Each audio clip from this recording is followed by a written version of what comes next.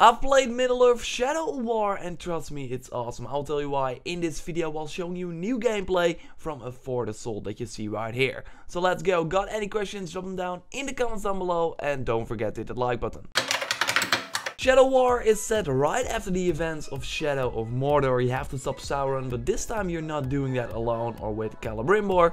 No, you can command a whole army. We did not learn anything new about the story in the game, but this hands-on and presentation was focused on taking over forts, which results in large-scale battles that take the awesome Nemesis system to the next level. Yes, enemies will still recognize you if they killed you before and move up the ranks, but this time there are way more layers to this awesome system. One of the complaints from the first game was that some people felt too overpowered later on in the game. Well, now enemies should see if you kill a lot of trolls and orcs too easily and adapt to that.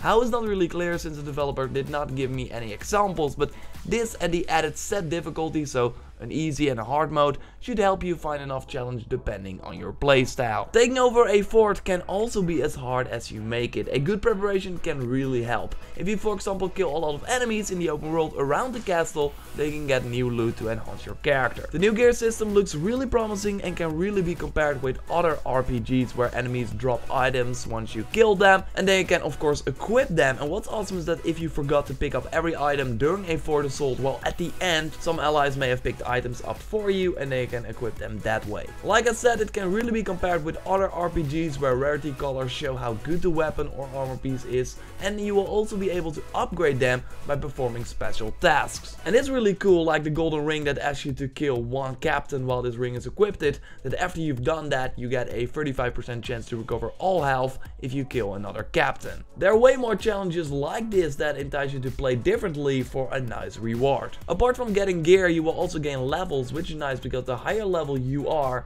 the higher the enemies are that you can take over and use in your army, or make them your loot. At least that's how the developer Monolith described it. But yeah, it's pretty cool. So if you weaken an enemy, you see a green skull appear above them. If you then hit two buttons at the same time, you will recruit an enemy that will then help you in your assault.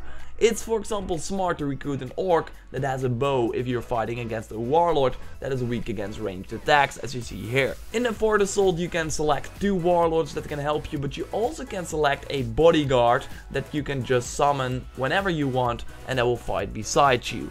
You can also summon them inside the palace while the other people from your army just stay outside of the palace. So then it's good, for example, to have this orc with this bow in the palace to kill the last boss to take over the fort. I will go way more in depth on how to take over a fort in another video, so be sure to subscribe. For now I want to focus on my initial impressions. What's also interesting is that apart from attacking a fort, there's also defending your fort. So when you take over a fort, you name one of your ally warlords like as a captain of this fort, and then suddenly you will get some sort of notification that says, oh, Sauron is attacking your fort, so they can choose to go back. How it will work is not announced yet, but I expect them to talk about that during E3. So like I said, the new systems, deeper Nemesis system are great, but the gameplay could still need some polish. Granted, the game is coming out in 3 months, so they still have some time, but right now it's not as fluid as, let's say, an Horizon Zero Dawn. You still counter by seeing icons above an enemy head, but you have to use 2 buttons to take down an enemy, and I really needed to get used to that, just like the X as sprinting.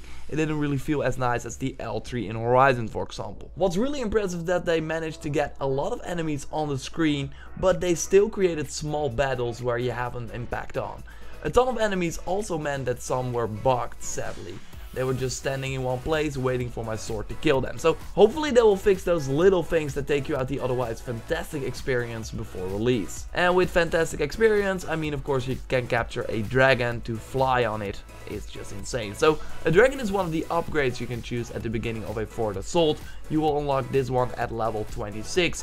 You will shoot fireballs from above, but riding one yourself is of course way cooler. Just harass him, a green skull will appear, and then you can use a teleport ability by aiming your bow on the dragon and hoppa, you're on it.